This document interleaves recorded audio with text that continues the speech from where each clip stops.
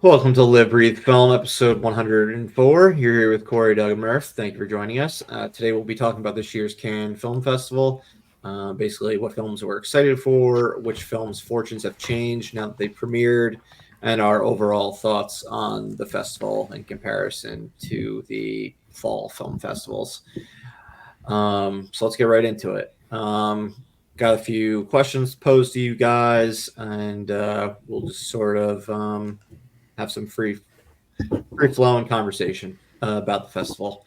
So, what films are you guys now looking forward to this year that you weren't prior to the festival, along with films that you already had on your radar that you are or no longer looking forward to? I think for me, one that I'm now looking forward to is Anora. I really didn't even know that this movie existed, but I really liked Sean Baker's other work. Red Rocket was awesome. I still need to see Florida Project. So um, now that it's starting to get buzz, I'm pretty hyped for this one. Um, And I guess on the other side of the coin, even though I'm still interested in seeing it, I think Megalopolis is probably another one that kind of got hit negatively. Yeah, the new Francis Ford Coppola passion project that he's been wanting to make for 40-ish years. Kind of goes hand in hand with Kevin Costner's like self-funded passion project Horizon, which also premiered at the festival. Kind of interesting that two like long gestating projects that two directors have wanted to make since, I guess both of them have wanted to make since like the 20th century, are finally both being made, and for the most part self-funded. Coppola by selling his wine, a lot of his wine company, and then Costner through, I think, selling a lot of his land, if I'm not mistaken. It's, he's a big Western guy, so he's got plenty of acres. Um, but I know, like, based on how much, like, it's a four-part series, so like, which he still doesn't even have the money for chapters 3 and 4, so it's definitely not all self-funded. Like, he's not literally like knocking on every like yacht that's at the festival and talking to all the millionaires, billionaires, and trying to get money for to complete this series, since only the first two have been filmed. He started filming on the third before going to the festival, and then it's going to be four. And so far, only the first premiered. Only chapter one premiered at Cannes, which opens the end of June, and then chapter two opens in August. It still surprises me that the and maybe it will change based on how the first one and second one do in theaters, but that this feels like a Netflix or like Apple, or like this feels like designed for streaming, that when you have it broken up into parts like this. Yeah, I definitely have like either that or just like a mini series vibe versus going for a four film epic type of thing. I mean, I've heard like it's like the first one was like a 3 hour movie. Even Kevin Costner doesn't even show up during the first hour. So it seems like it's would have been better suited for a streaming platform rather than Warner Brothers like going in on it. But I know like Warner Brothers and theatrical in general, the studios are trying to like get these like big like event type of films to get people excited to go to movie theaters and doing something different, like Barbenheimer. Granted, that was a completely organic situation, um, but clearly the as when we get to the box office, doing things business as usual is no longer working, and you kind of have to have some sort of trump card like in your back pocket to get people excited to go to see films. Um, so the idea of being like, oh, here's like a two-part story, and you're going to get both of them only like 6 weeks apart this summer, or a four-part story, but you'll get the first two chapters only 6 weeks apart this summer. I guess was their idea of eventizing Yeah, something. I didn't realize that Horizon was supposed like it's planned for 4 movies. So since they haven't Yeah. filmed the last 2, I mean that's not going to probably happen until next summer, right? Yeah, I would imagine The earliest. that would be the game plan. Would best case scenarios to get them both on next summer. Um, but I mean, like I said, I think he said he only shot like 7 minutes of footage of chapter 3 so far. So like that's a lot of work that still needs to be done. Um, dude's risking a lot. I mean, he left Yellowstone to make it, um, which was his big hot series. Which without that, I doubt he would have had the opportunity to make this because that was like his comeback vehicle. But I don't know. Seems like he might have alienated his own audience by leaving his hit program to make this movie series. And despite the what was it, an 11-minute ovation? Mm-hmm. Yeah, something like that. Chapter 1, I think, has like a 30 on Rotten Tomatoes. It's Yeah, I mean that's something the other that's thing very is like poor. Its review so far. is you when you do something like this, like you're Yeah, making 4 32 right movies. now. Each movie is going to be like a continuation, I assume, of the overall story. Yeah, If the first movie's not good, you're like kind of fucked. Mm-hmm. yeah. You got to grab people then, unless like hold the goods for like a later chapter. It's not like streaming where people will just like it's free essentially because you're already paying for the service. So Yeah, if no one goes out to see the first one, like this, no one's going to see the second one or the yeah, third one or And the they won't fourth make a one. 3rd or 4th one. yeah, and it's different from like the Beatles, like that big Beatles event movie, 4 part um, series. Like, but I mean, it's theatrical films that are supposed to be coming out in 2027 from Sam Mendes, where each movie is focused on a different Beatle, but then like it's like an overlapping story. Um, like you can be like, okay, like the Ringo movie didn't work, but like doesn't matter. I'm hyped to see the John movie because he's my favorite Beatle or something like that. And this, like, you're essentially following. I'm assuming you're going to be following the same characters, like, and it's a sprawling cast throughout these 4 movies over 1 year or 2 years, however long it takes for chapters 3 and 4 to come out. And who knows if Warner Brothers is going to want to distribute 3 and 4 based on how 1 and 2 do this summer, and the reception of Yeah, them. yeah, I could see a world where like it just shifts over to streaming on like the last 2 or something like that, Yeah, and they just throw everything on there. Yeah. yeah, we'll have a much better idea a month from now when the first one comes out. All Um, right, well, for probably not the what either of us want to happen, considering we both have. yeah, when we talk about our We talk box about it office more when we graph, get to the box office. both of us have Yeah, a chapter this summer. um, but yeah, Megalopolis, I guess, was the other massive passion project, and it's also getting divisive reviews, and they don't seem to line up with um, the the ovation. reaction over there. And then it currently has 51 on Rotten Tomatoes. From what I've been hearing, the U.S. press has been far less kind to it than the French press has. They are much more a fan of the film and its artistic choices and the weird, bold take of the film. Have you guys seen the trailer that came out prior to it? Or have Yeah. you watched? The teaser, and then I watched the well, it's weird because the teaser is apparently like the trailer, Uh, and the actual like teaser of the movie is coined as like a trailer. I just noticed that the other day because I watched it.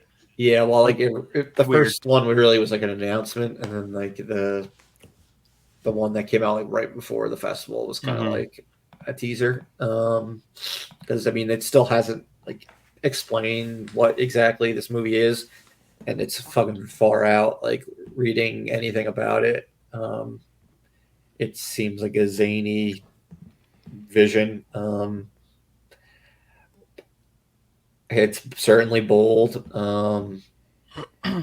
Doug, I definitely recommend you watching the trailer. I mean, it's kind of like if Rome and New York City like kind of like combined after societal like collapse, um, and them rebuilding like society and the image of both of those cities, um, in like in a far out or distant future. Um, but it sounds insane. The film. I mean, it's got a killer cast, and IMAX has like plans to distribute it in like certain markets in the end of September, but it doesn't have a U.S. distributor yet.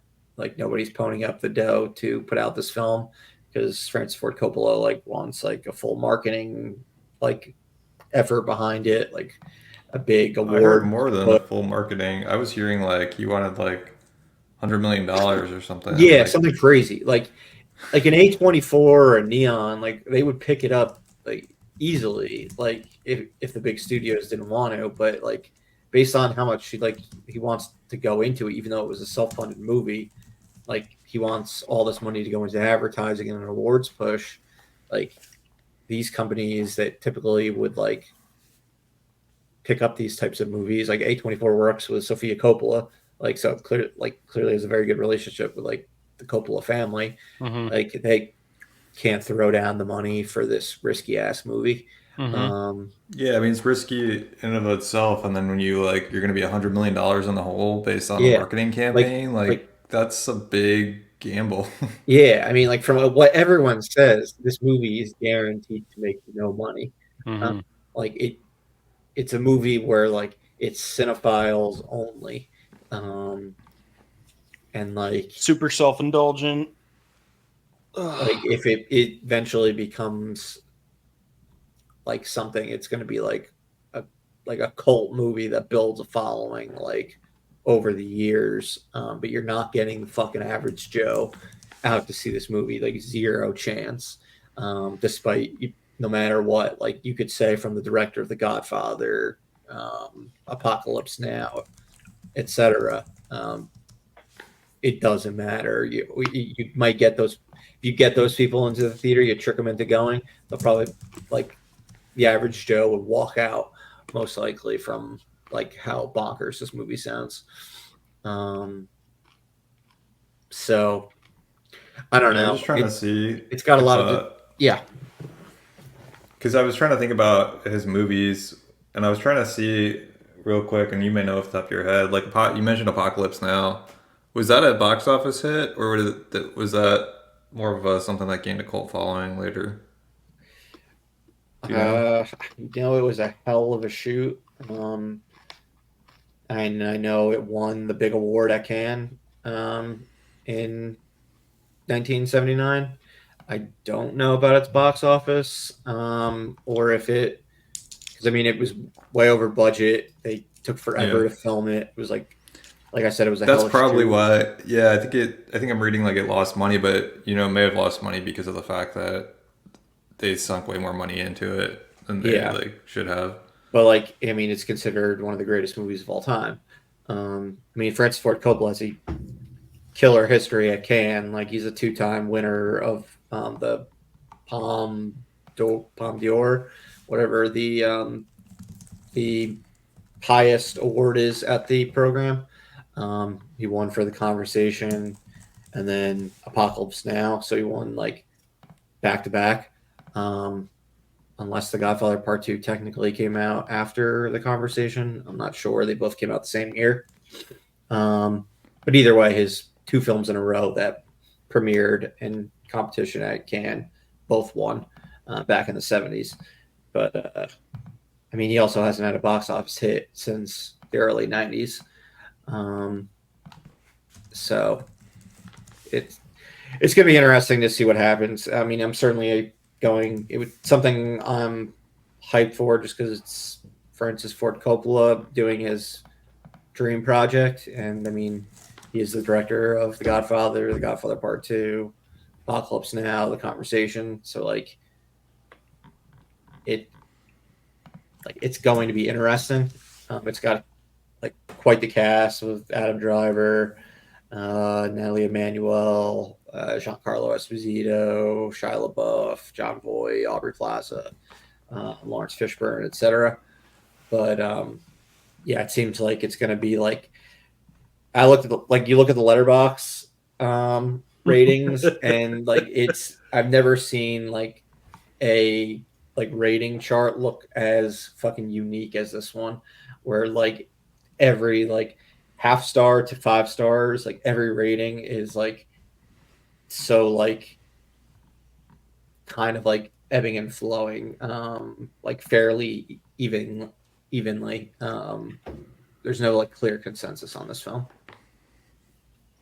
so um, definitely didn't get the reaction that they were probably hoping for, considering that they still haven't got a U.S. distributor out of this festival. I mean, they've gotten it in plenty of other countries at this point, but still none here. But I mean, if they're going to release this movie in September, they need to make a deal with somebody soon.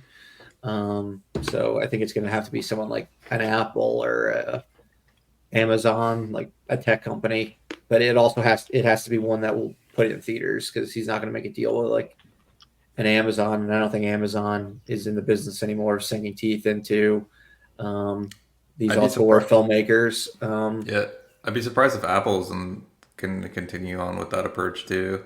I mean, I don't know how They like haven't great had that's been success for so them. far. Yeah, they haven't had success so far with Killers of the Flower Moon and Napoleon.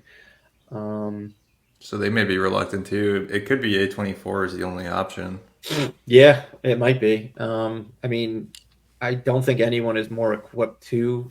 I think they're probably the most equipped studio to put out this movie, Yeah, but they just have to accept that it's going to be a loss leader, and um, it's for the long. It's they're in it for the long haul and not for a short monetary gain, because that's not going to happen. And Francis Ford Coppola has to have some concessions. Um, yeah, 100 million I is know not you're going a to happen. legend, but yeah, this just isn't the type of movie where that is warranted. Yeah, I wonder if it ends up being like a dual investor, like one of the studios comes in, Apple, whoever, and then like Tencent comes in, and invests as well, because they've been doing that a lot in the film industry too. Yeah, They just it could be something like that. I mean, you've had Apple and A24 release movies together. I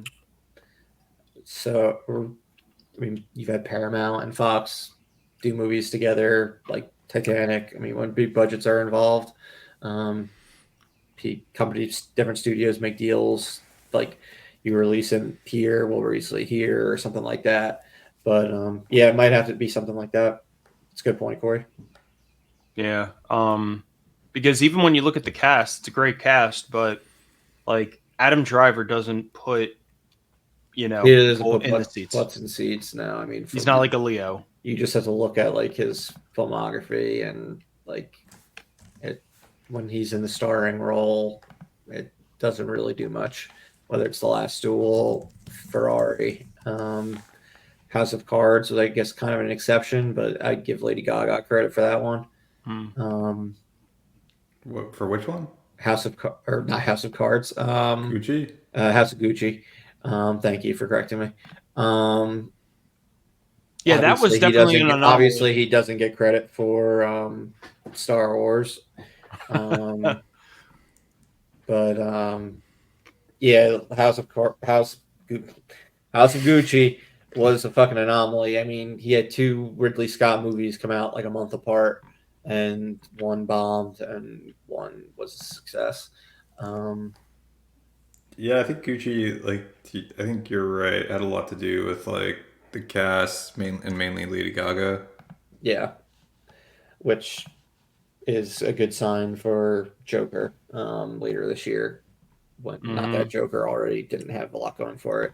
But that should premiere at Venice in September, so that'll be exciting to hear about later on. Um, what else do we got? We have Furiosa. Obviously, we were all hyped for that. Similar to Horizon, that was the big movie that didn't debut in competition. It just had a big premiere. Um, I mean, word on the street is it's um, not Fury Road. Um, that would have been a tall order to be as Yeah. the masterpiece that Fury Road is. It's a very different movie. It takes place over a I think 15-year period, something like that. Um, it's not one long 2 hour chase, but a odyssey spanning Furiosa's life and getting to the point where she's at in Fury Road. Um, we'll be checking that. I think all three of us will likely be checking it out this weekend, but reviews have been strong. We'll get into its box office prospects later in the episode, but I mean, it's got about like a 90 on Rotten Tomatoes. People are digging it. It sounds like it's like the third best of the 5 films in the Mad Max franchise. So premiering it at Cannes did work out, similar to them premiering Fury Road at Cannes.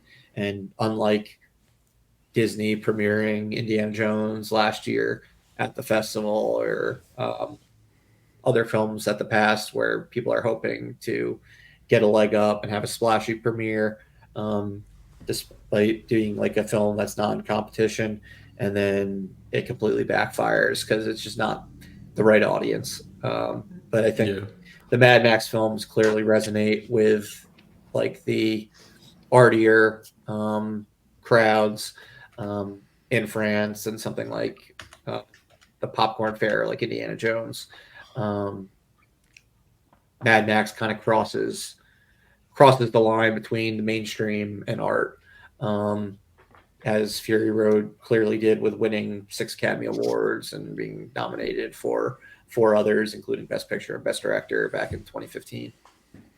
Um, Yeah. Yeah. I mean, it's a movie that kind of is one where you feel like you have to go to the theater to see it.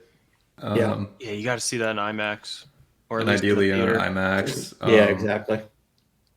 But yeah, I mean, that's one of the ones that I would, if there was an IMAX nearby, I would probably seek it out to try to catch that movie on the biggest screen possible. So, I mean, that's one of those movies where we're always talking about, like, it's easy for a lot of people to watch things at home.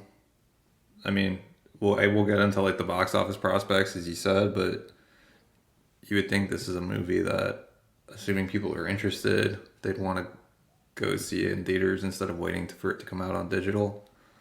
Yeah, like if you're like a cinephile who's a fan of like big budget, like franchise fare, as like this is like the you would think this is the biggest movie since like Dune Part Two, as far as like you got to rush out and see it in a theater, versus it being like a low budget like indie type movie that you'd see as a cinephile.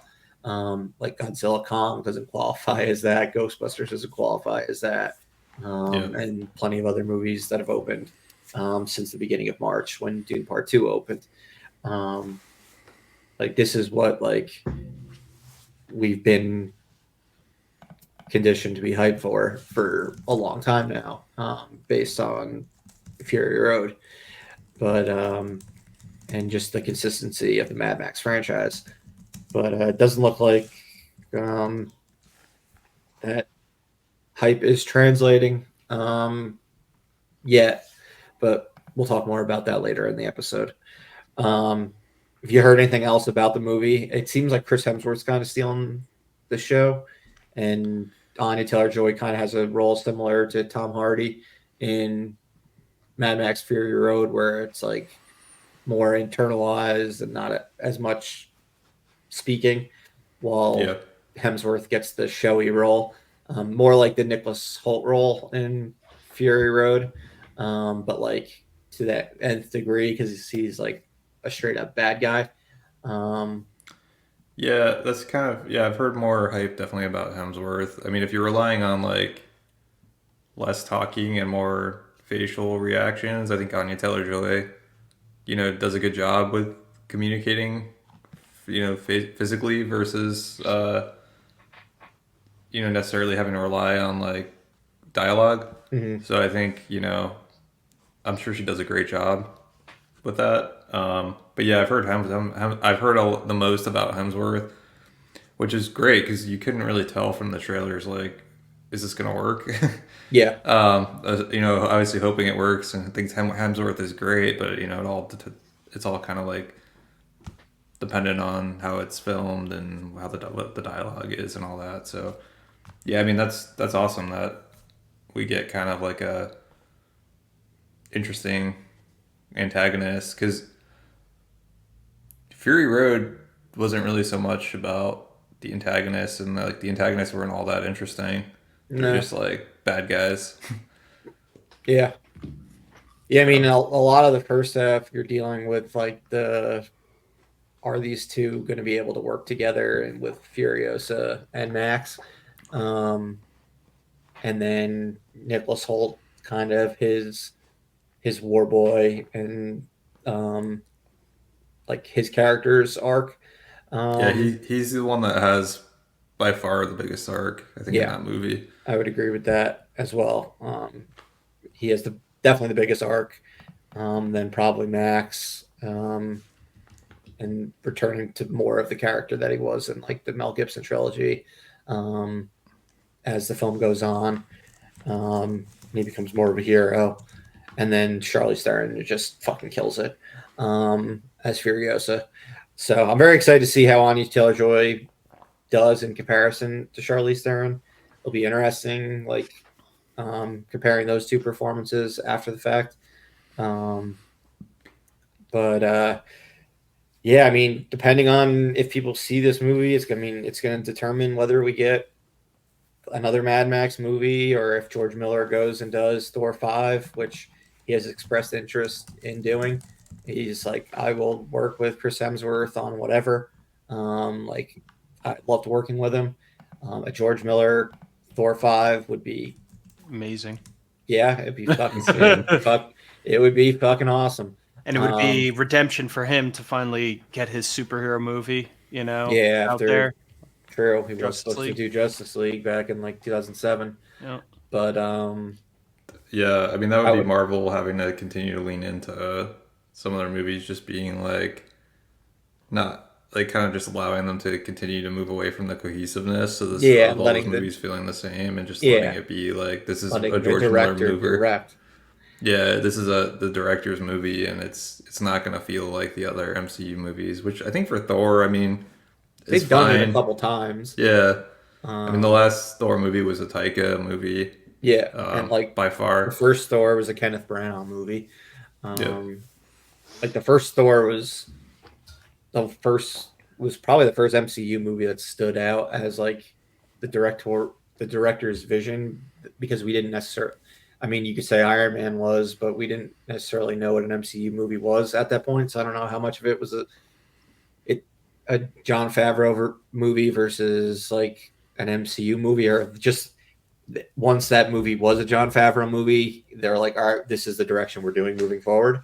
But like you look at Thor, and like the look of it is different than a lot of the other MCU movies, both before and after. Yeah. And So James Miller. Gunn kind of did his own thing. yeah, exactly. Where it's You like, James Gunn. if you let those certain directors cook, um, they'll fucking kill it. Like Raimi clearly was doing his own thing to a degree with Multiverse of Madness.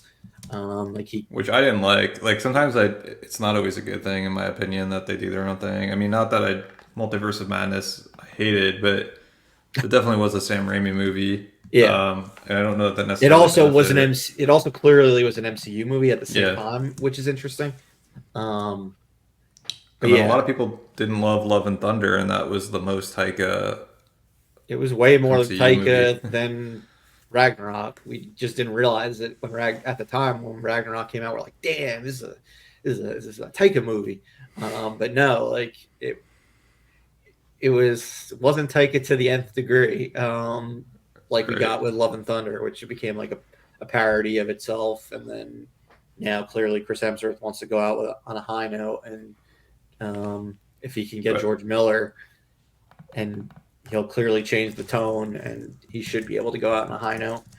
But I hope we're still, if we do get that George Miller's Thor 5, we're still able to get another Mad Max entry, and but like, because he has intentions to make another one.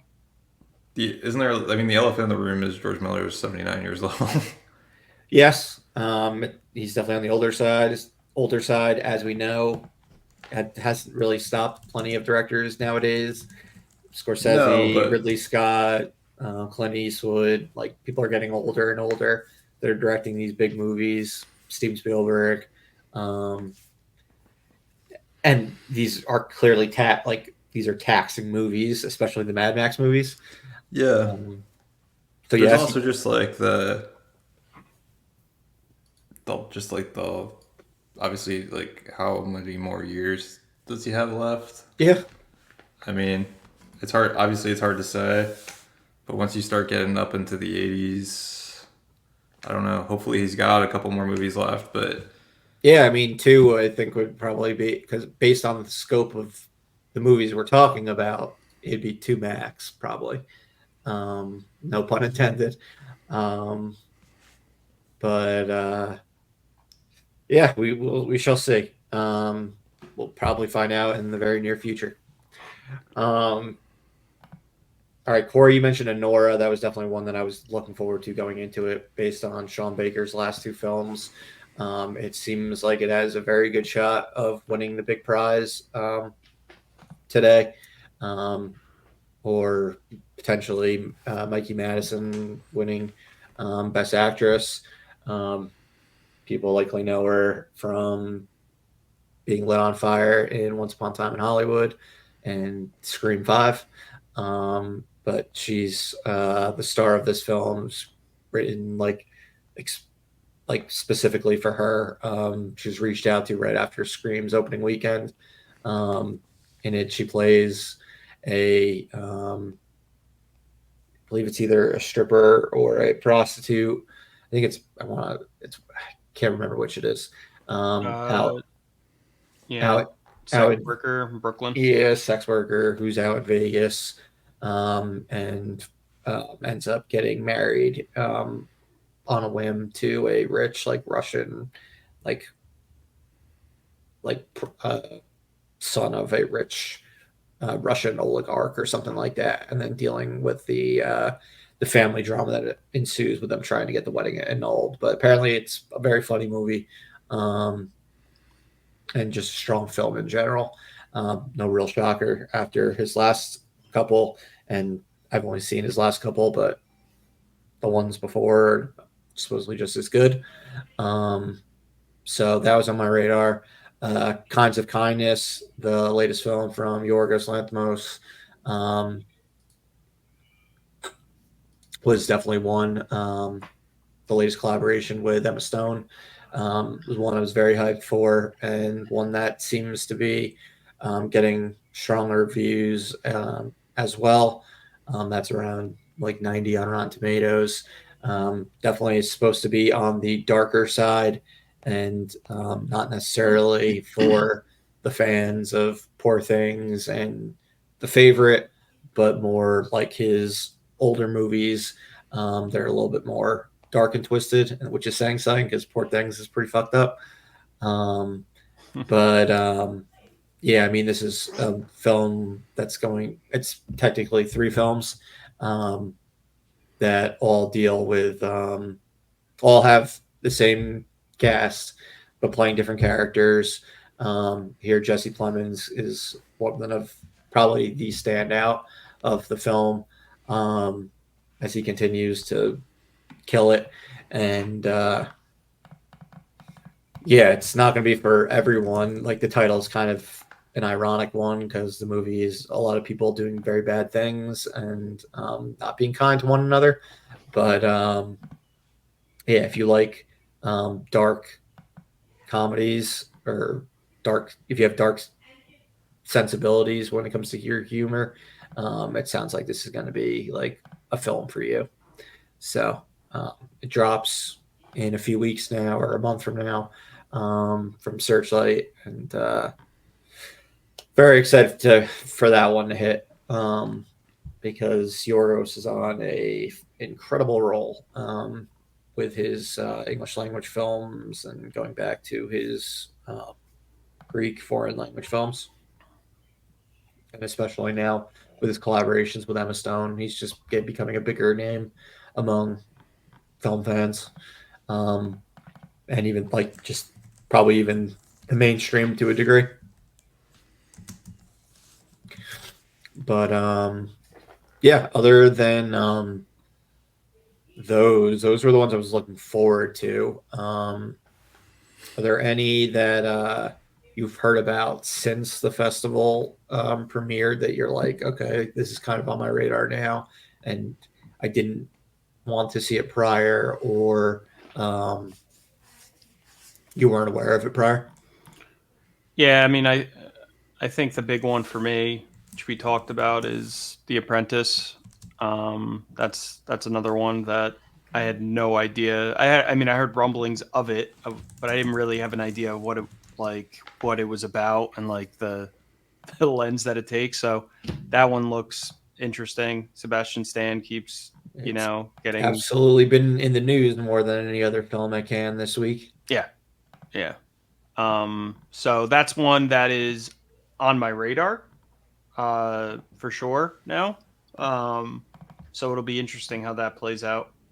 But yeah, it's definitely been because it's been in the news more than anything else. I didn't really even know much of its existence. I Yeah, think we said no, before that, like, we thought just from like the initial information that leaked, I guess over the past couple months, it was like, is this like a streaming made for TV movie? yeah, like set photos of Sebastian Stan as Donald Trump looked fairly ridiculous. Um, but I mean, this is supposed to be a fairly unflinching look at Donald Trump in the 70s and 80s in New York City, and his relationship with his mentor, uh, Roy Coyne. Um, so, like in this movie, like the apprentice is Donald Trump. Right. Um, and it's a play on obviously the title of his television show, Trump's television show in the 2000s and 2010s. Um, but yeah, I mean, you've got Sebastian Stan as Donald Trump. You have Jeremy Strong as Roy Cohn, and then who was his ruthless mentor figure. And then you've got Maria Bakalova as Ivana Trump. Um, but you also have cease and desist already from Trump to the producers of the film, filmmakers of the film, trying to do everything in their power to prevent this movie from coming out in the United States, especially before the election, going so far as to say it's election interference and foreign interference in an election because the filmmaker isn't from America. Um, and yeah, it's only generating more buzz for I was this gonna say they film. probably love that. Like, yeah, file The Yeah. away. director is loving it. Yeah. He File is away. he has said, like, he's been like, you hear all the time about him threatening lawsuits. How often do you hear about him winning? Like, hear about his success rate, or like, and he straight up said, like, we want this movie out in September. Like, with the debates are going on, um, like they're all about this. They've been like Yeah. they're like, this is a fair and balanced portrayal. They're using like Fox News's like old like catchphrases to describe like the type of film it is, like in like a Yeah. mocking like type of way. Um, Yeah, I mean, the so, election interference obviously feels like a pretty big stretch. oh yes, But yeah, I mean, so, I mean, if just generating buzz, it's kind of like playing into the movie's hand or the filmmaker's hands. So and that exactly. you're creating buzz and You're articles turning it about into it. an event, like Yeah. when before it could have just been like a flown under the radar, like, oh, does anybody really want to see a fucking movie about Donald Trump? Like, he's in the news all the time, like for the Yep. past decade. um I mean, let alone like the past fucking 30 years, 40 years for older, for probably even longer than 40 years for older Yeah, adults. I mean, before Like he was president, he's been a figurehead, like a staple of like the media since the 80s at minimum.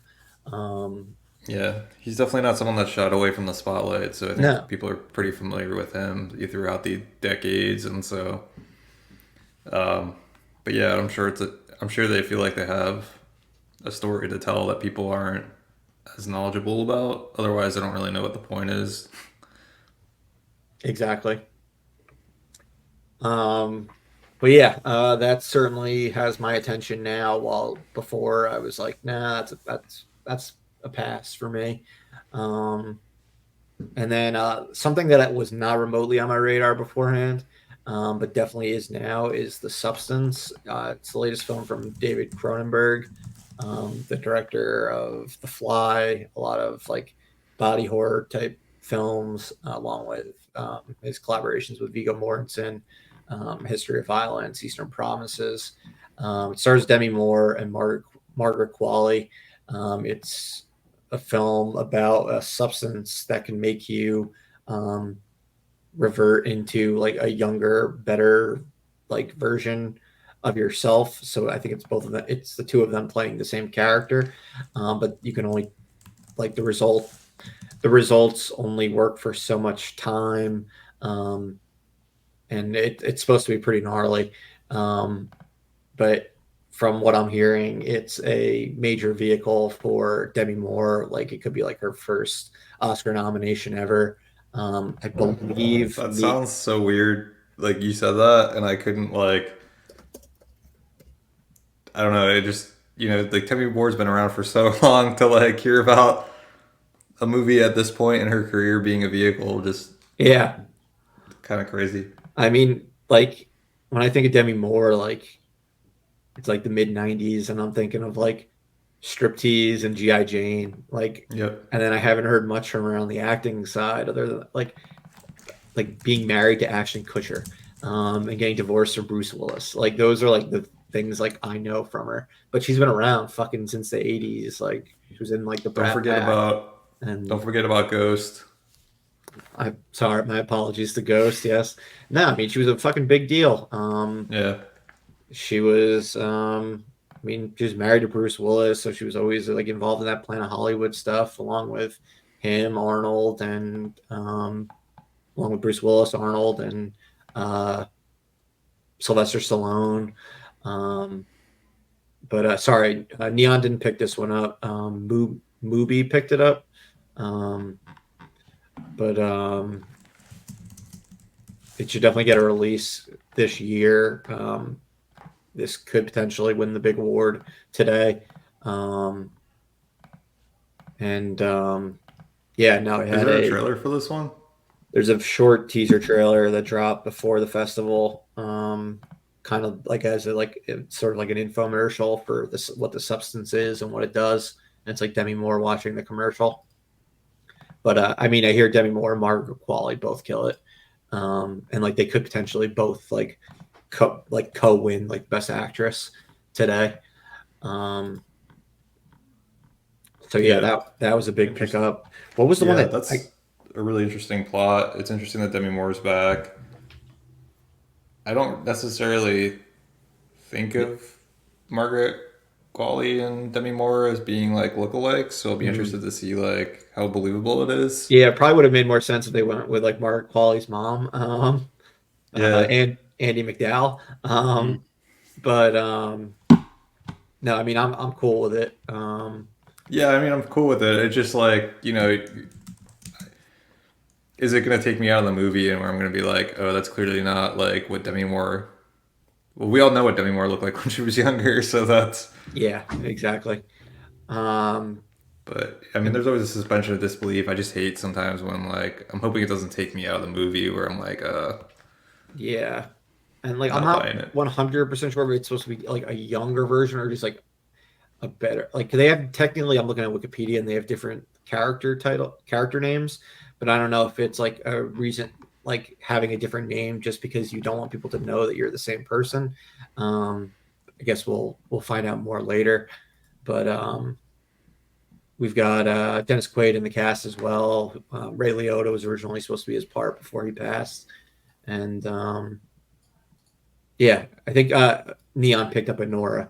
That was their big pickup, and um, they always tend to get Neon always ends up getting the award that wins the getting the movie that wins the big one. It seems uh, at Cannes. They had Anatomy of a Fall last year, Triangle of Sadness the year prior to that.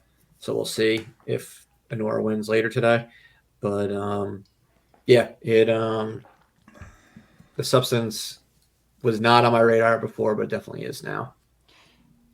There's another film that I just reading about on the website, the Cannes website, The Shrouds, Uh, which looks super interesting. I guess what does Cronenberg have 2 movies there? I wasn't aware that he did. Yeah, Um, uh, I yeah. guess I guess he does. But this is about. I mean, again, like you said, just weird, like body horror type of movies that he has. But this one's about he invents GraveTech, revolutionary, controversial technology that enables the living to monitor their dead, departed in their Oh, shrouds. I heard about that. Oh, That's my apologies. The Substance isn't David Cronenberg. I was confused by the two body horror films, but we've been talking the Substance. We've been talking about the entire time that everything else about the movie we've said is correct, but it's not directed by David Cronenberg. It's directed by a woman named uh, Coralie Fargay. I don't know, she's a French director. Never heard anything she's done prior other than directing an episode of The Sandman on Netflix. And yeah, that's it.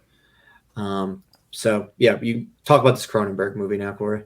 Yeah, so this is it's directed, written by Cronenberg, starring Sindren Hall, Vincent Cassel, Diane Kruger, and Guy Pearce. So Diane Kruger and Guy Pearce are 2 that popped out to me. I haven't seen Diane Kruger in anything, and God, I feel like it's been like probably since one of the National Treasure sequels. I think it's been a while. Yeah. But yeah, so this is about I guess this engineer designs this technology so you can monitor your your dearly departed from their grave. I don't know. watch them decompose in real time. Yeah, Lovely. I don't No, know, but that's what I heard is like as they decompose, you can monitor inside their casket, which is just like very this interesting. movie sounds dark as fuck. Like Yeah. I don't. Ugh. And then Yeah. the hook is, I guess, one night the multiple graves get trashed, and they're desecrated. So they're trying to track down who did it.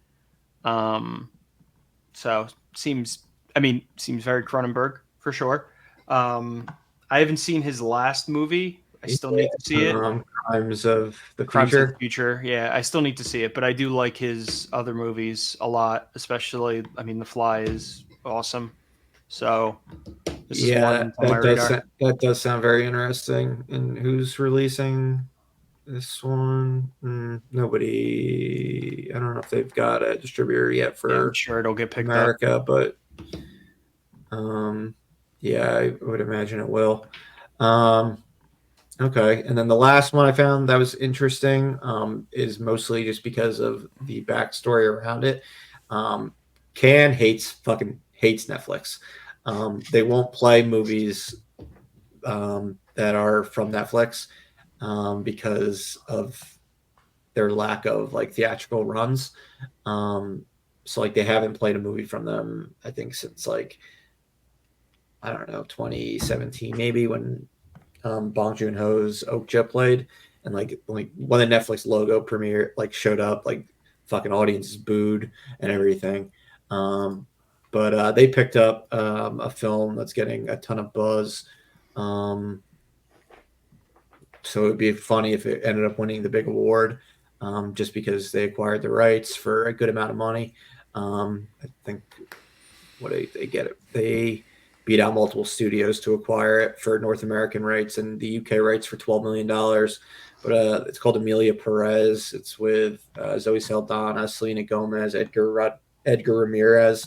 Super weird concept. It's a musical crime comedy film where the premise is a woman is tasked with assisting an escaped Mexican cartel leader undergoing sex reassignment surgery to both evade the authorities and affirm her gender.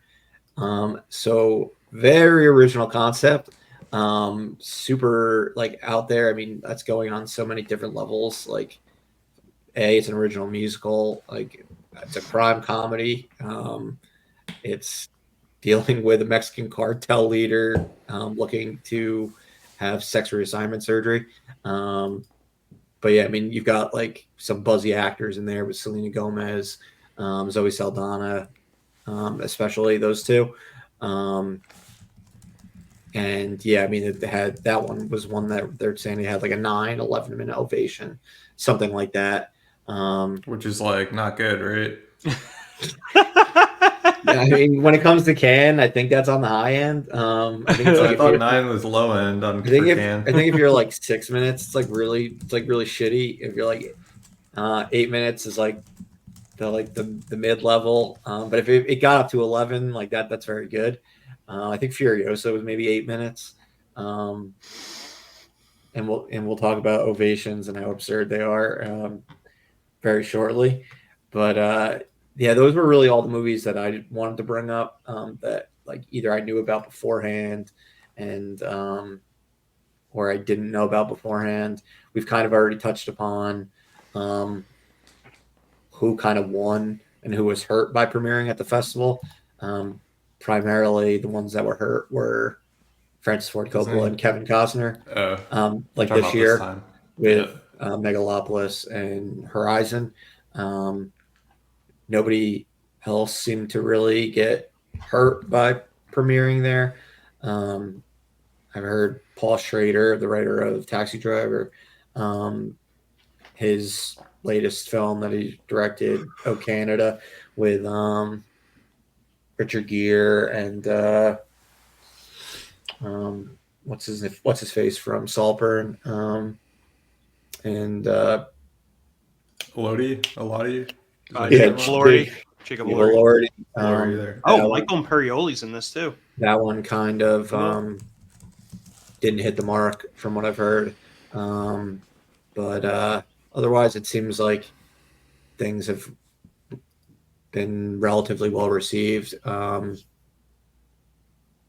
the films from Yorgos, George Miller, etc.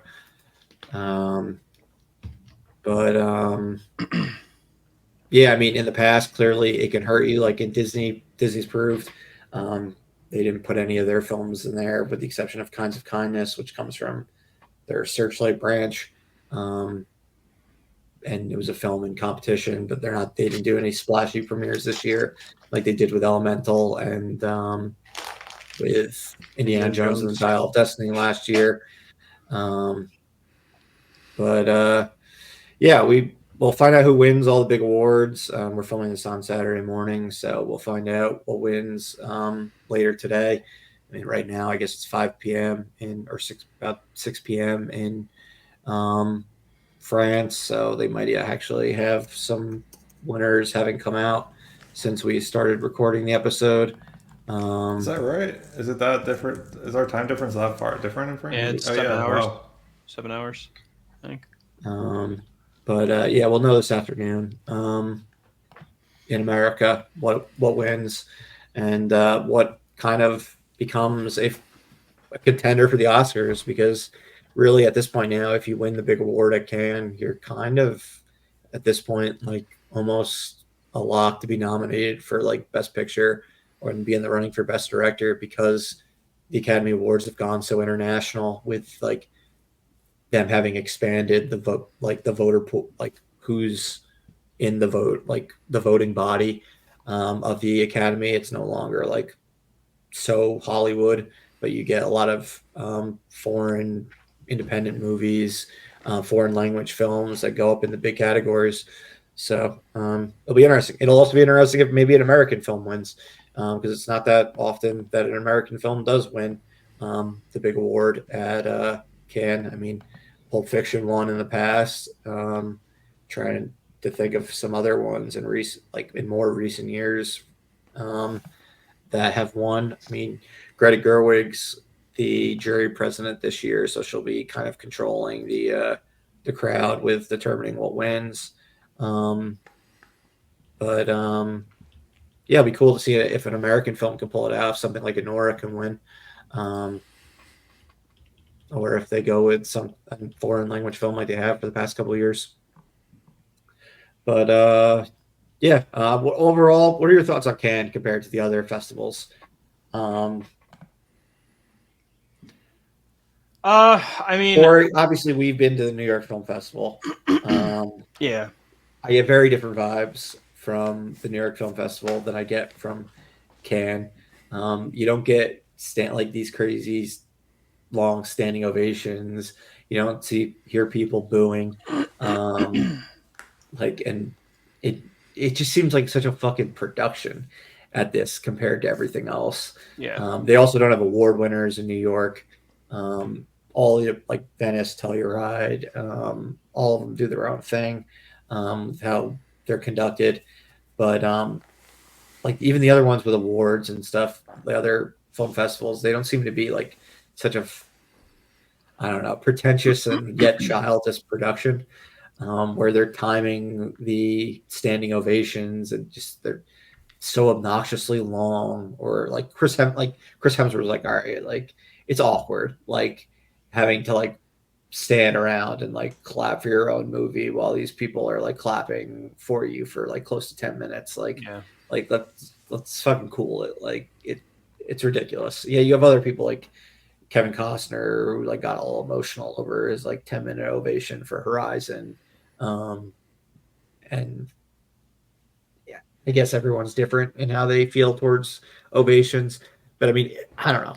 That rubs me the wrong way, along with the idea of people booing a film that you don't like. Like that's just like embarrassing to me. Yeah. Like if the filmmakers are there, if you don't like a fucking film, shit all over it afterwards. Write your review. Talk about it with the other people there, how you didn't enjoy it. Like that's obnoxious booing. Like I heard of Megalopolis, people started booing, and then like immediately after the movie, like clearly, like Francis Ford Coppola's wife just died.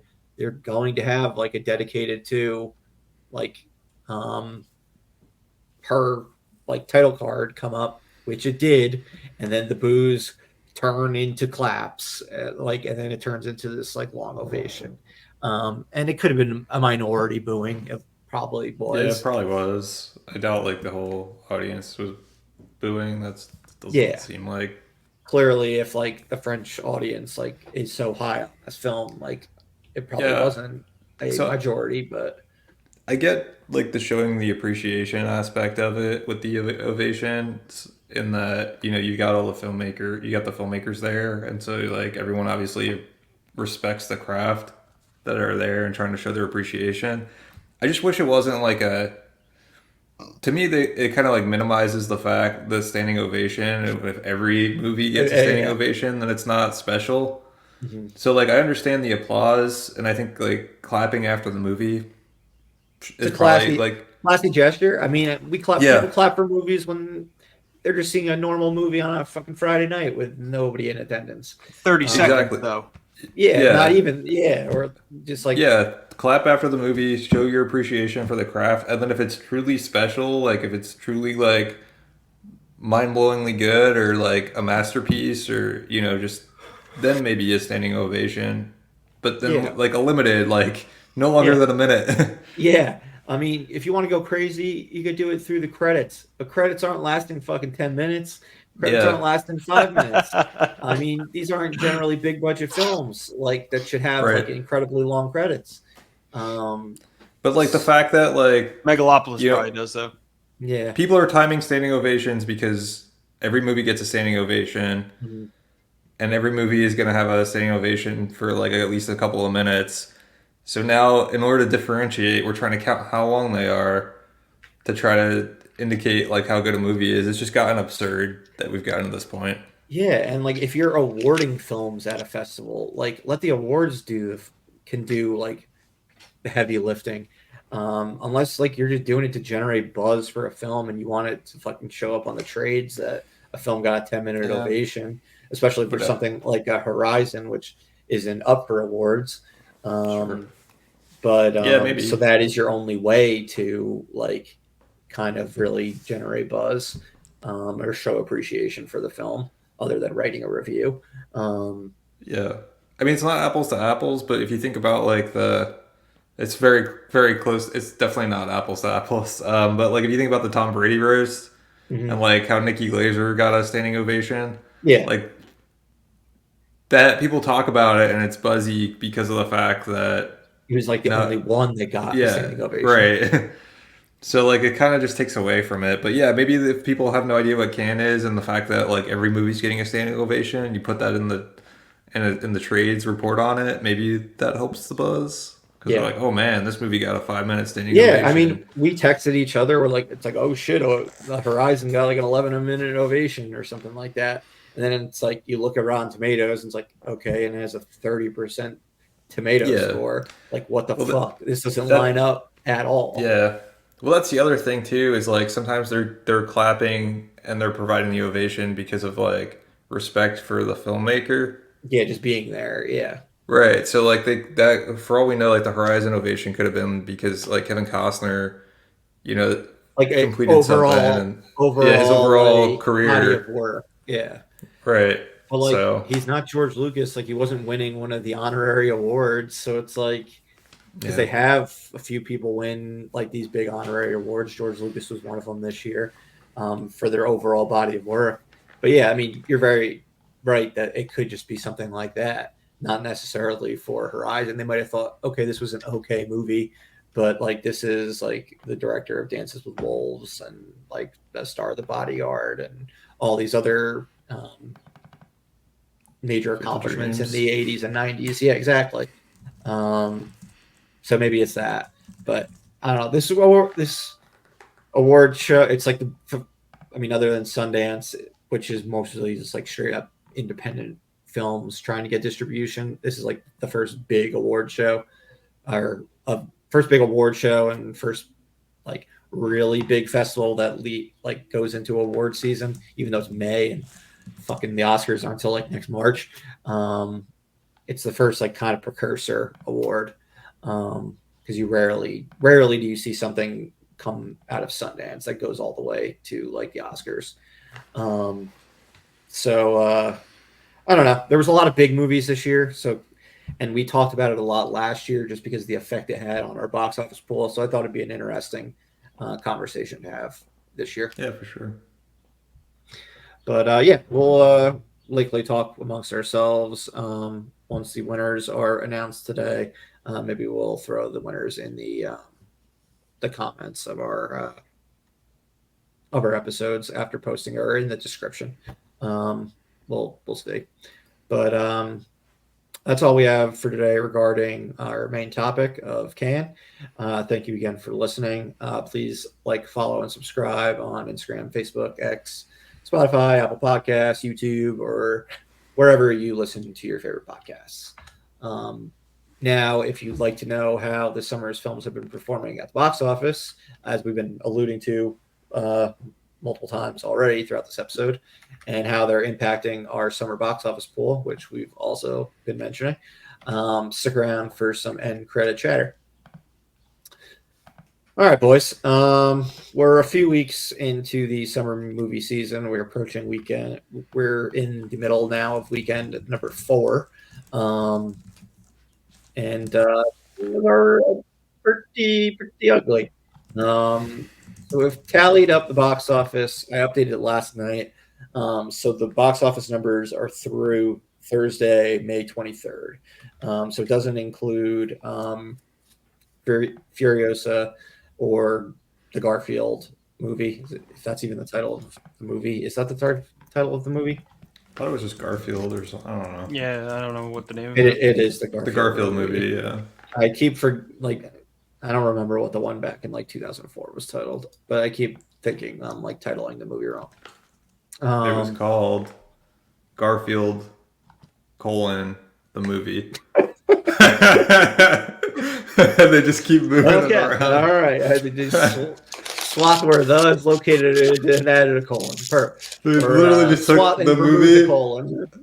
and moved it to the front of Garfield and yeah, delete the Clever. colon. Yeah, they Yeah. move some words around. Okay, fair enough.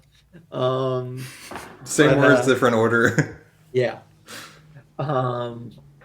But yeah, we haven't talked since the first weekend of the summer. I think it was the literally the day after the Fall Guy and Star Wars: The Phantom Menace opened, if I'm not mistaken. Or maybe it was the second weekend of the summer and it was the second day of Planet of the Apes. Trying to look back to see when our last episode was. It was on the 11th. So it was the second. We had a full weekend of. We had the weekend of Fall Guy, and we recapped the weekend of Fall Guy and Phantom Menace opening, and have since and kind of talked about Planet of the Apes. But to give everyone a rundown of what's gone on so far, basically since our last episode, Planet of the Apes has been performing strongly. It should land somewhere between War for the Planet of the Apes and Rise of the Planet of the Apes after having a $58 million opening and then a 56% fall in weekend two. Looks like it's going to end up somewhere maybe around 150, 160 million. It's currently at 110 million. So we'll see how it falls over the Memorial Day weekend.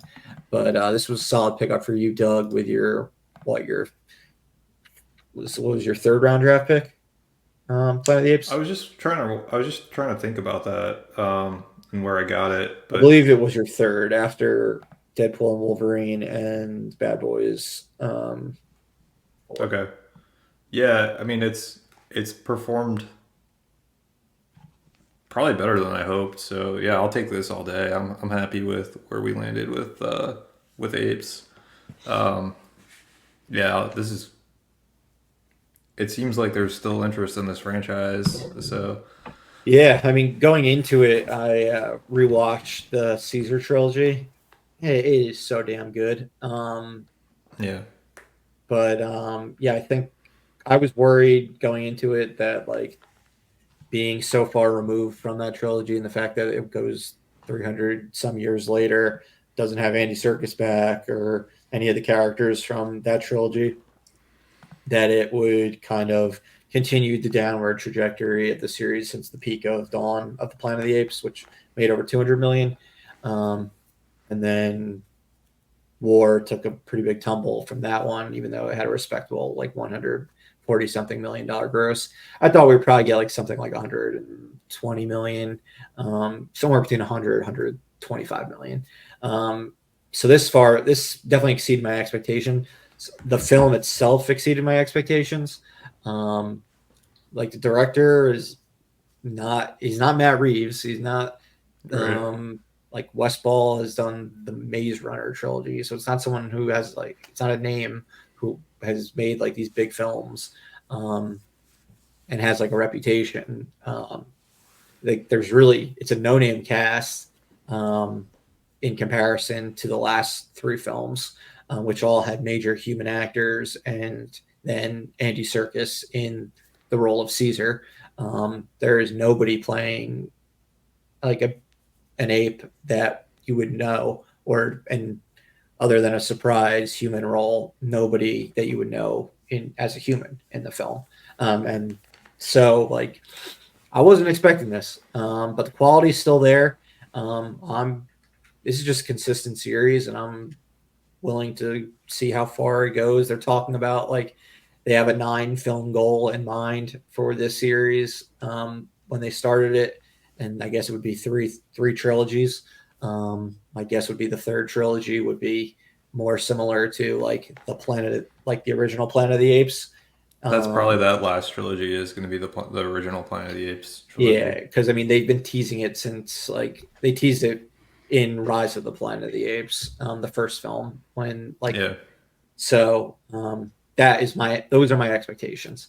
Um, but yeah, I mean it clearly has like it sets up a sequel, like a middle chapter for this trilogy. The new characters are compelling, The despite concept sounded interesting too, yeah, and it did it sounds like although Caesar's long gone, he's got a presence in he does. that there's like He's still a his big the focus. yeah, like things that he like advocated for and stuff like that is discussed. Yep, you're absolutely correct. So despite not being in the film, minus like a very brief epilogue to the end of the last trilogy, the reboot trilogy. Um, but it's Andy Serkis doesn't have any speaking role or anything. Um, this is very much its own thing, despite having a lot of reverence for the last trilogy and Caesar still having a major role despite being long dead, um, since it's 300 years later. But yeah, great pickup for you as far as the draft goes. Um, Another film you drafted, If. I'd say it opened well for a non-IP live action PG rated film, but in reality, that only means it opened to $34 million. Um, it's still above the Fall Guys opening from the beginning of the month,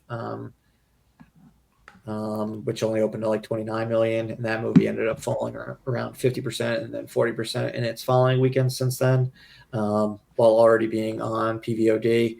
It is Fall Guy is definitely underperforming at 66 million. It's not going to hit 100 million. Disappointing considering that it was a very entertaining film, and I mean, it is technically based on a TV show from the 80s, but most people won't know that. So it really is feels like it's an original film. So it's disappointing that a fun original film with action romance film with Ryan Gosling and Emily Blunt can't be a hit in Yeah. this day and age. But that's what happens when for various. I mean, there's so many reasons for us being in this predicament. Yeah, I don't know where IF's trajectory is going to go. I'm assuming it'll be probably around 100 mil. I don't know. It'll probably have a 50% drop this weekend. It does have Memorial Day buffering it.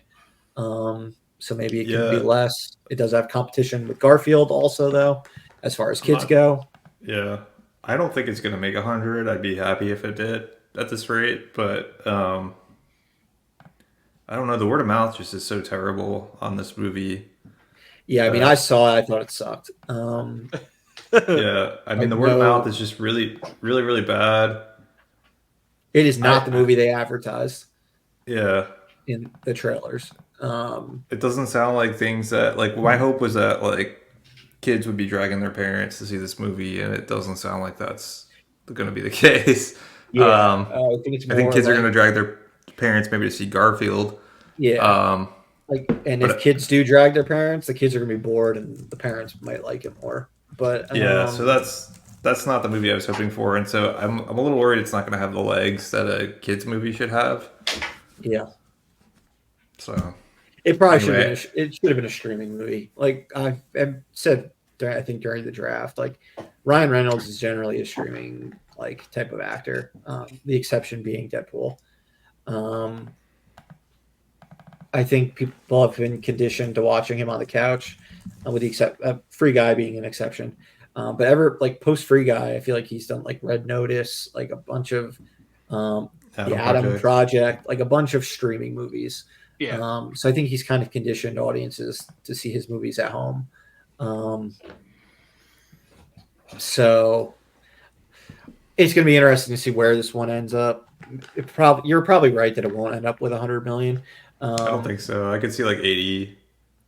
But it'll probably be Fall Guy maybe a little bit more than the Fall Guy. Um, I don't think PVOD is necessarily hurting Fall Guy. As I mentioned, Corey and I had a conversation the other day. Like, as I noted, like its drops are decreasing as it's going on PVOD. Um, so Yeah. like it's not falling at the same rate prior to going on PVOD. So it seems like people that want to go to a movie are still going to go to a movie, even if it's on PVOD. And it's the Yeah. people that were always planning on watching a movie at home that PVOD is for, and just a way to recoup costs because you can charge $20 for the rental. The movie's still fresh in audience's mind with the marketing still being out there. So it seems like they more like complement each other than necessarily hurt box Yeah. office. Yeah, I can. I think it. I know me personally when I'm spending the $20 to watch it. Like I just spent $20 to watch Ghostbusters, like we were talking about before we started streaming. When it's in theaters, it's easier to justify being like, oh, well, I could spend $20 to go see it in the theaters, or I could spend $20 to watch it on my couch. So it feels like not as much of a cost when Yeah. you're comparing it to the fact that it's already in theaters or it's still in theaters. And so if you want to see it in theaters, you're probably going to spend like $20 if it's just you. You add Mhm. another person, then it's starting to look like a deal compared to going to see it in the theaters. Yeah, exactly. Especially, I mean, then you get like families. Like it's a Yeah. fucking major deal because a Yeah. family going to see a movie, you're looking at like $100. But Easily. even just me, like I'm gonna spend $15 probably for the ticket, and then if I buy like popcorn, I'm already at $20. So Yeah, versus and I'd have to having go leave my snacks already at couch. your house and stuff Yeah. in the effort of going out.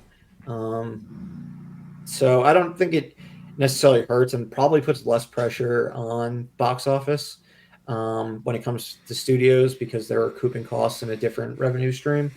Um, it's just, I mean, it just sucks for a movie theater. Yeah, the I don't think it. exhibition I don't know if it necessarily or hurts the exhibitors. exhibition, but the exhibitors are hurt regardless Yeah, because less people are going to the movie theaters. and it's probably for the studios they don't have to cut. They don't have to share that cut in the same way. I would imagine. Yeah, they definitely pay less to like Apple and Amazon, etc., for rentals than they do to AMC and Cinemark for playing their film. Yeah, so studios would probably like prefer that as a revenue stream Hmm. potentially. They did. I mean, yeah, I think they proved they did by immediately like rushing to that like revenue stream once COVID happened. Um, so and kind of trying, seemingly like trying to kill the theatrical industry, but I don't know. There's always going to be people who prefer to go to the movie theater, or prefer to go for certain movies. So, little brief tangent on the whole PVOD situation, but I some mean, it's other, relevant.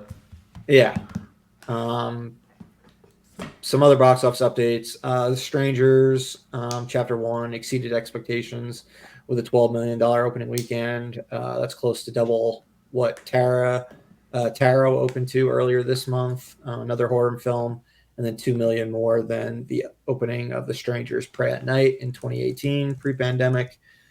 Perhaps that bodes well for chapters 2 and 3 opening later this year. Still wild to me that we're getting a whole Strangers trilogy in theaters this year, but we'll see how it does after its opening weekend last weekend.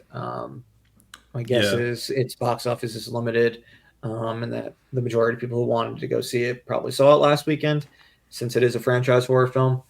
But yeah, and just horror movies typically have a bigger have front drop. load, yeah, they're typically more front loaded and have bigger drop, like you said.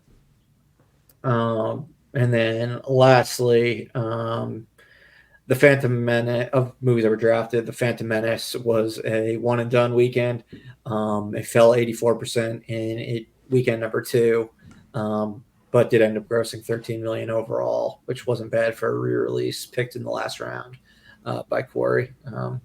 Ultimately, 13 million is better than plenty of us.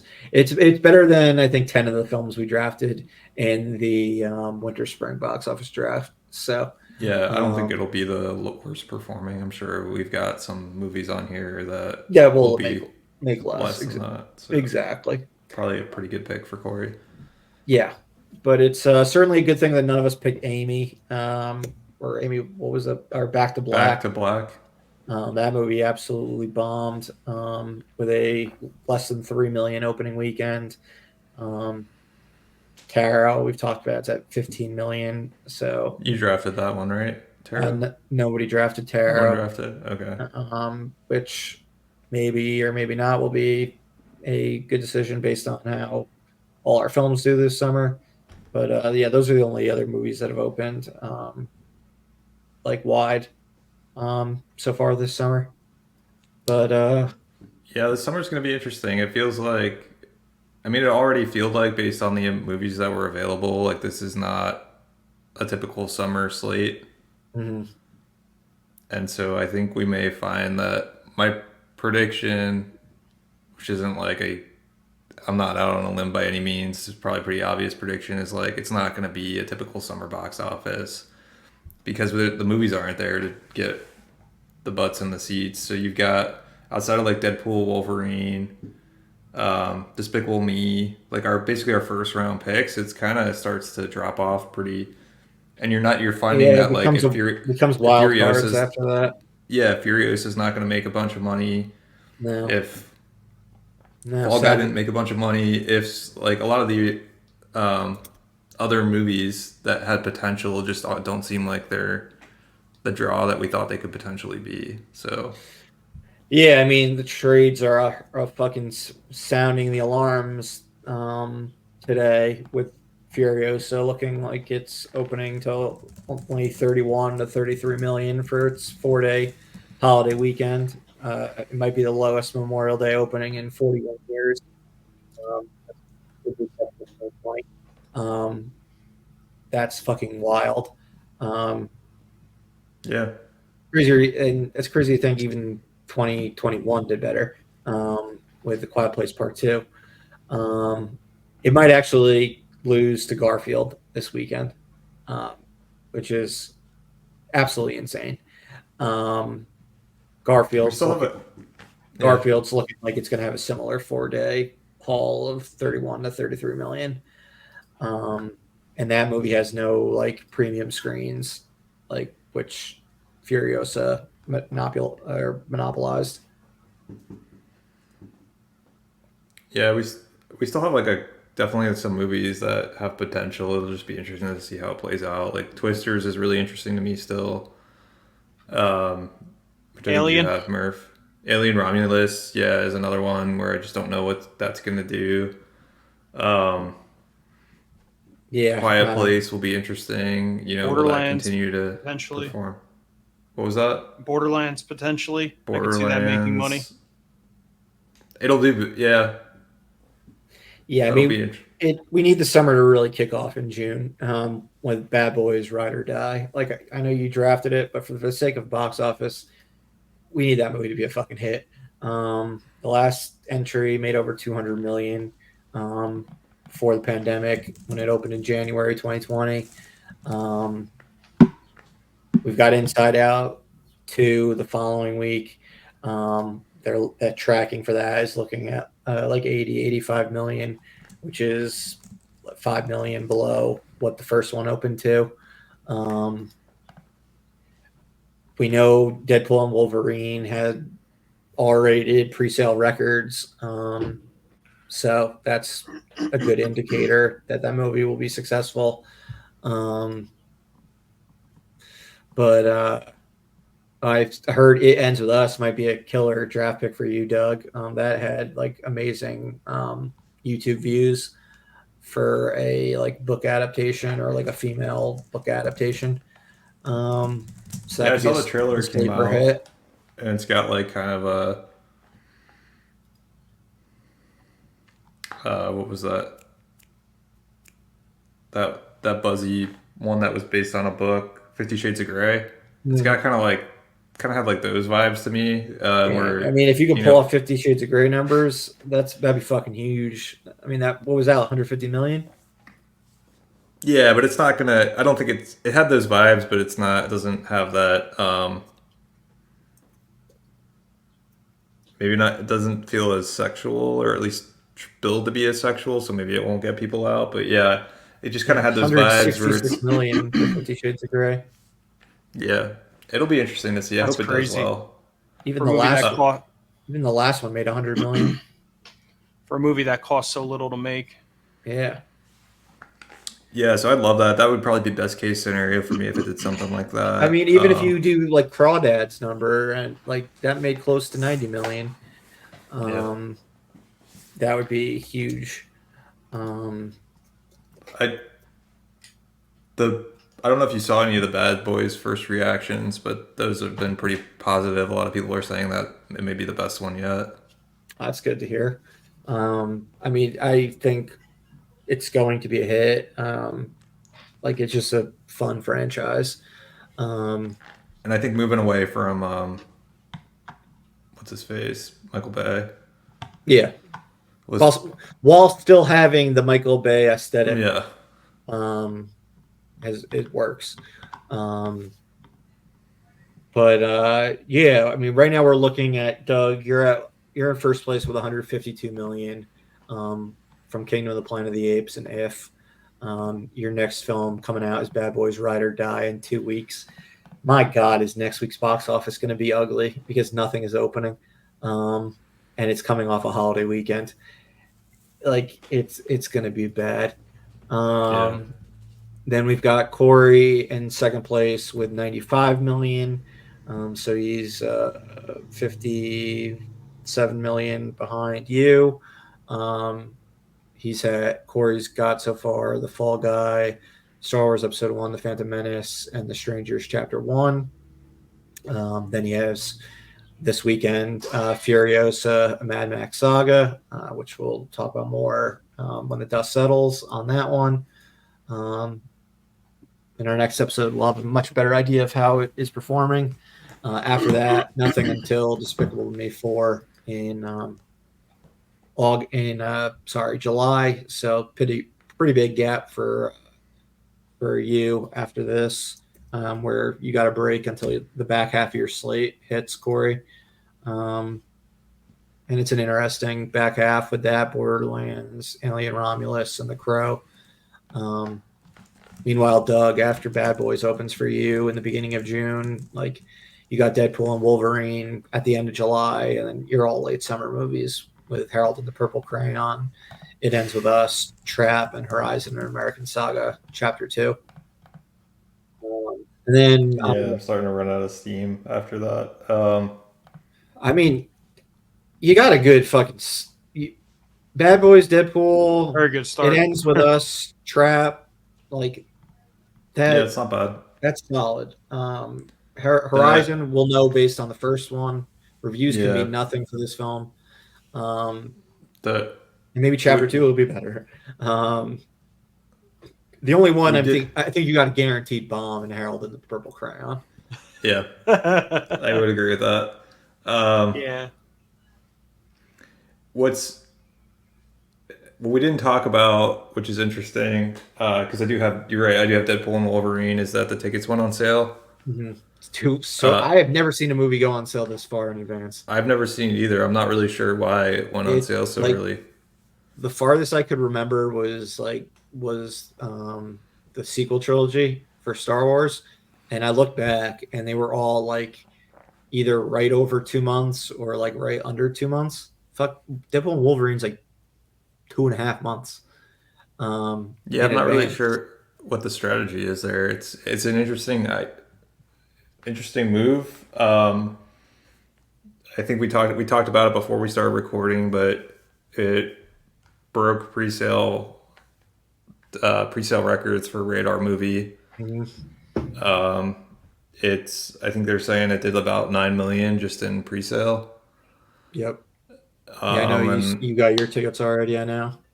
yeah, and then they talked about they're saying like it's easily going to go across 100 million on just its opening weekend. So I mean, Yeah, that's what I'm seeing too. I mean, it might so be the only 100 million. It's probably going to be the only $100 million opener this summer. Yeah. unless Inside So I mean, Out or Despicable Me overperforms. I'm I not mean sure if the Despicable Me is how often that franchise has topped 100 million on opening weekend. Um, or, I know it always ends up between 200 something and 400 million overall. But opening weekend, the 56 for the first movie, 70 or sorry, 83 for the second movie,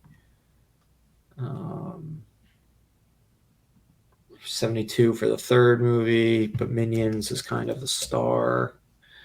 Minions, 115 for Minions, and 107 for Minions 2.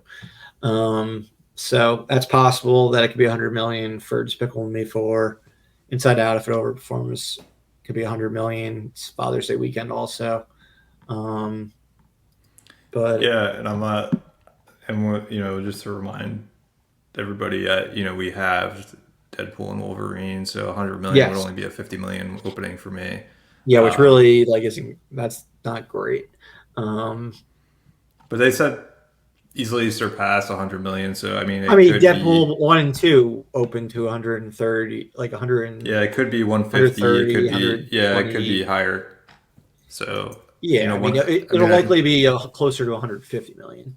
yeah, Um, which isn't as bad. no, 75 million. That's a solid opening weekend.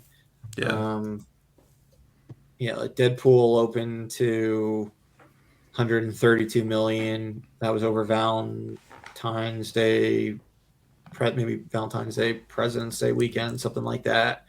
And then Deadpool 2 opened to 125 million.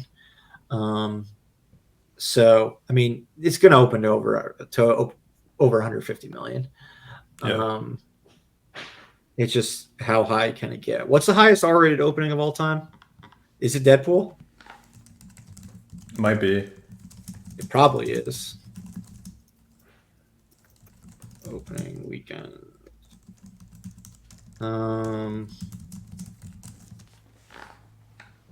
yes, it's Yeah, it's Deadpool. Deadpool. Yeah. 130. Deadpool and Deadpool 2 are the top two. So it will certainly have, and Logan's number 7 with 88 million. So it's Yeah, I definitely think going to it have, should hit 150, I would say, or yeah, it could even go higher. I yeah. mean, potential to go higher than that opening weekend. The higher it goes, obviously, the better for me and the better chance I have of like getting to a number that I'm not. Made all of it worth it. Yeah, because I need to get to at least probably 400 million domestic. Like Corey said, you had a very good. You're having a solid start though, just because I mean, from Planet of the Apes, even though IF's underperforming, Kingdom of the Planet of the Apes doing very good. It's kind of your this year's Transformers: Rise of the Beasts, um, and in where it's going box office wise. Yeah. Yeah, man. And then The halving is gonna be tough, but having's I tough, have but faith. I think you have by far the best roster of films. Um, and then I'm in last place with known money at the moment. After this weekend, I guess I should have 30 something.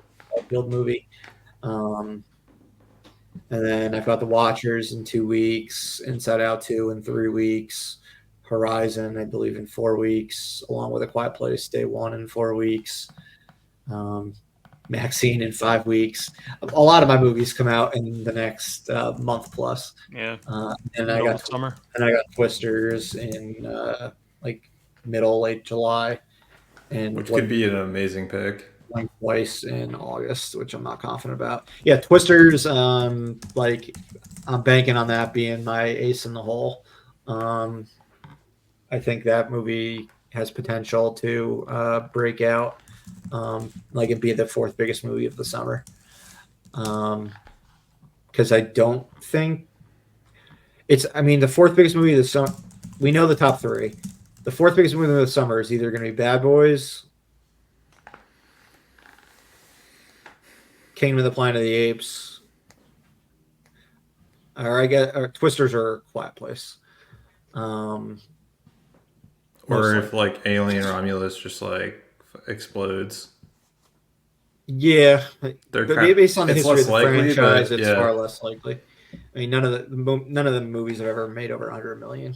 Um, or that's a lie. Prometheus did. So it is. Yeah, I guess it's possible. Um, so yeah, it's. I think you've got the edge. If we didn't have Deadpool and Wolverine, it'd be like I'd say it's over already. But that's certainly that's why we have it is because yeah. whoever if we didn't whoever had that movie was going I to have think a it'll. major edge. Yeah, I would because have it should drafted it make. at with the first pick if the having didn't exist. I think it should make at least 400 million. Personally, just because Yes. Deadpool made 360 something, Yeah, Deadpool 2. So I think 400 million is probably the floor. So that's halved at 200 million, which is pretty dang good. yeah. It's like best Um, case scenario. The movie makes 500 million. Um, and I get like 250 out of it, which is still, I'll take that all day. yeah, But like a yeah. 400 to Because I mean, 500 million. Despicable Me 4 and Inside Out 2 might not make 250 million. Yeah. Or they'll make a But little they, slightly more than 200 million. yeah, it's stopped Deadpool and Wolverine from just like, because if I had the chance to make, or you, if you had drafted it first, had the chance to make 400 to $500 million off of what your pick, I mean, that could be easily at least $100 million lead that we'd Exactly. be giving that person. So yeah, I mean, it seems like that was probably the right move Yeah. until until like one of your two movies does insanely well, and then I'm Yeah, gonna we'll see complain if one of about my it movies. If about how much I got screwed. we'll see if one of my movies ever opens, and if they actually open big. I mean, it's really like I'm itching for Inside Out 2 and to see how that performs. I mean, I'm ultimately happy for the Garfield movies opening weekend because like that was like it might end up making more than if actually probably will end up making more than if in the Fall Guy, and I would have drafted both If and the Fall Guy before the Garfield movie. I didn't consider the Garfield movie like some No one sort of did. a How could potential you? hit. Yeah. Like I was like, okay, it's like probably the safest pick after all the movies that I thought had a realistic chance of Mm-hmm. both being like a part of a franchise or being original IP that I thought had the chance to break out. Yeah. Um, so I'm happy so far with how that's looking, but I don't know.